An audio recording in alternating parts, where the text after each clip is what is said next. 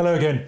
So, how did you get on with looking around you, looking for hardwired behaviour and thinking about creating new wiring in brains to create new patterns of behaviour? I trust that you've come up with some useful insights that might help you think about how to manage change. Now, before we come back to look at change, in this segment, I'd like to talk about levels of focus, the 5 levels of focus, which relate to how our brains function and that limbic response when the prefrontal cortex gets shut down, the amygdala takes over in that threat situation. Now, you remember we spoke about that the other day. Now, we said that that is a part of the brain, or that's a response which doesn't help us in a business situation.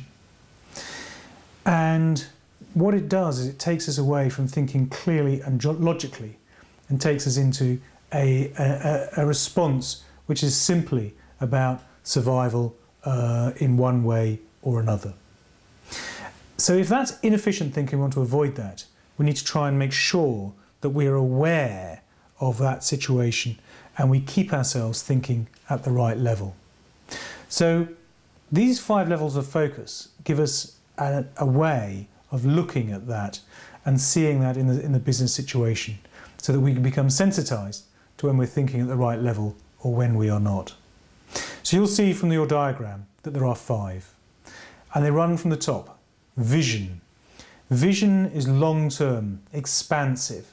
This is when we are at our most relaxed, our brains are working at their best.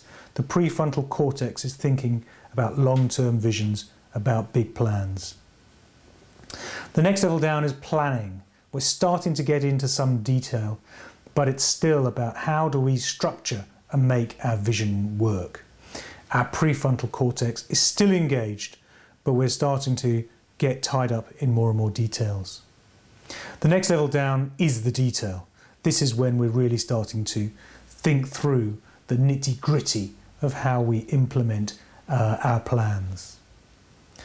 Then as we come down, we get into the area of the problem.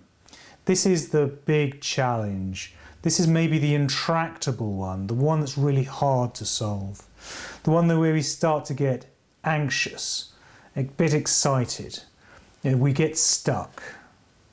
And this is not always a good place to be because this is where we're starting to get into a threat situation and we're not working as efficiently when all we can see is the problem and not the solution.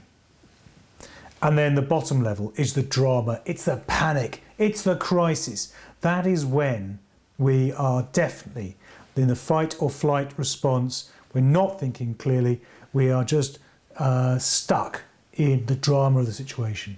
Now, if it's a crisis, a genuine crisis, a fire, that's fine. But if we are creating drama out of every single business situation, then we're into the ball game of firefighting, we're into the ball game of just getting by. And in fact, it's a tiring, wearing and highly inefficient way to be working.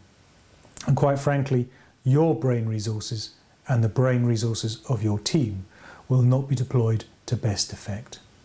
So, look out for when your team members are stuck in the drama or the problem and look to try and calm situations down.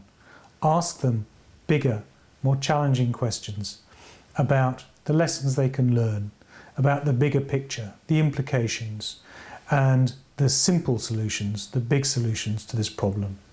Take them out the detail and back up into planning and vision, where their brains will be more efficient and where you should be all of the time.